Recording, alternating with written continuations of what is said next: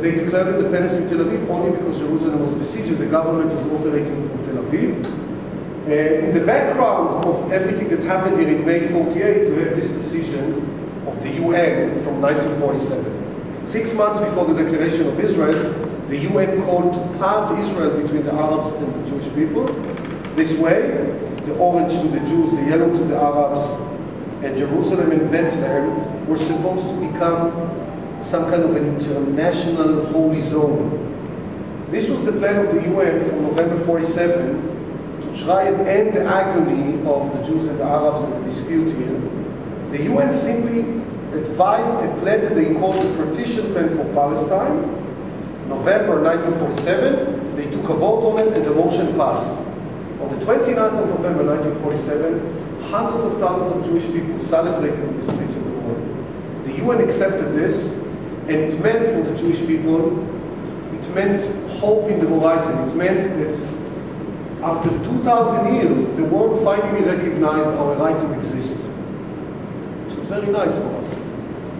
It is very easy to understand what is Zionism. If you have friends and they will ask you, I want to offer you an explanation, what is Zionism? You don't have to accept this. It's a democrat culture. You can do whatever you want with everything else. I just want to offer you an explanation. Zionism is when the Jews, and he was the visionary of that ideology, is when the Jews are asking to be normal. End of explanation. Nice? Easy? Now what's the next question?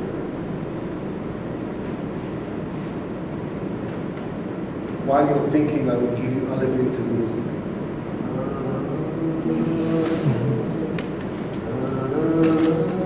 The Jews are asking to be normal. That's it. What's the next question that we have to ask now? Thank you. So what is normal? Difficult, huh? What is normal? What is normal? You may think that this is a question, this is an open question. You may think that everybody that you will ask all over the world will give you different answers, but you are wrong. You go and you ask, see if I'm wrong. Whoever you will ask, wherever you will ask, each and every breathing creature on the face of earth, from the caterpillar to the elephant, each and every human being will give you exactly the same answer. All you have to do is to ask what is normal. And the answers that you will receive, the answer that you will receive is normal is when I can live on my native environment as a free creature and defend myself. The caterpillar will tell you, show me my leaf. Thank you very much. The whale will ask for the sea. The monkey will ask for a tree. Any human being will tell you, I want to know where my home is, where I can live in dignity and protect my children. It's the most fundamental way of existing. That's what we are asking. Simple. To live on our native homeland as free creatures and defend our children. Not more, not less. This is Zionism. Now if it is okay for the Saudis, and it is understood, and there are no doubts about here because of the high windows and the heavy walls, the stairs that goes down into a kind of, you see this place is a balcony. And they chose to declare independence here. The ceremony will start at 4, which is a few hours before the British left and before the Egyptians invaded and reached Tel Aviv. Everything was done so very quickly so that they had to borrow chairs, these very chairs, from cafe shops around the neighborhood.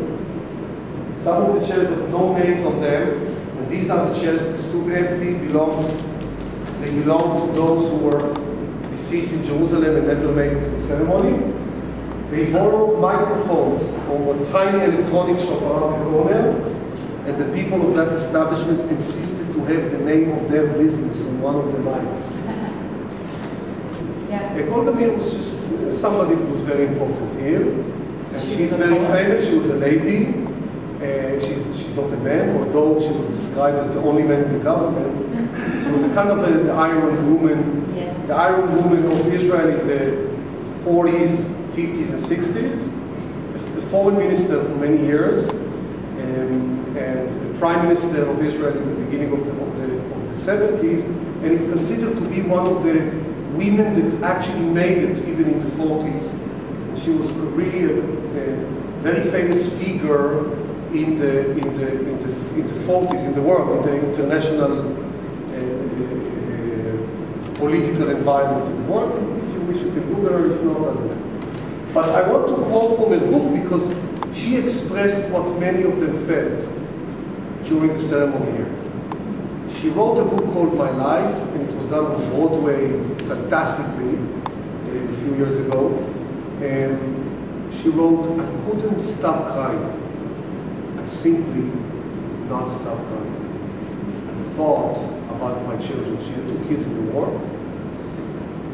And a 19-year-old boy that came from Manhattan left his university and joined the battle here. And another 14-year-old girl, 16-year-old girl called Sarah in one of the besieged villages. And she wrote, I thought about the children. I couldn't stop crying. The rabbi blessed the Sheikh, and we all cried with him. I couldn't stop crying because my heart was broken. I thought about the 6 millions. This is too late for them. It became too late. But deep inside, I mean, it is not too late for the next generations. It is not too late. So this is what was going, this was the state of mind and the state of heart, if you may say so. My name is Isaac Dror, D-R-O-R. And it's wonderful because it will, you can carry what you saw in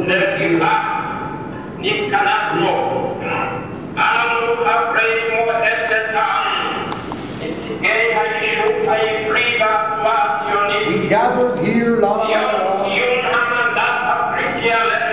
the termination of the British mandate, our historical rights, on the basis of UN resolutions. This is the outside. Establishment of a Jewish state to be known as the state of Israel. So the old is a Jewish state to be known as Israel. We spoke about it already. No issues from the outside. This is Golda Meir.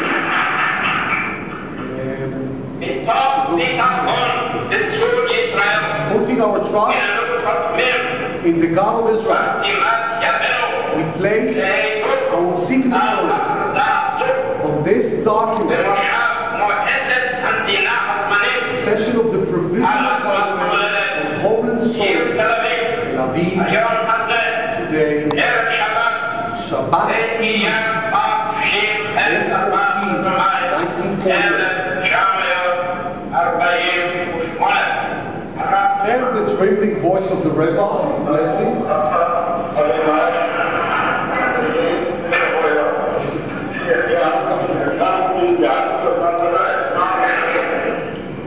And this is the Hatikva, the national anthem.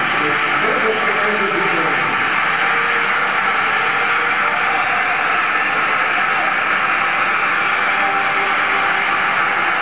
Okay, I wish you a wonderful time in Israel. Enjoy the rest of your stay. Get some rest. God bless you. Thank you very much.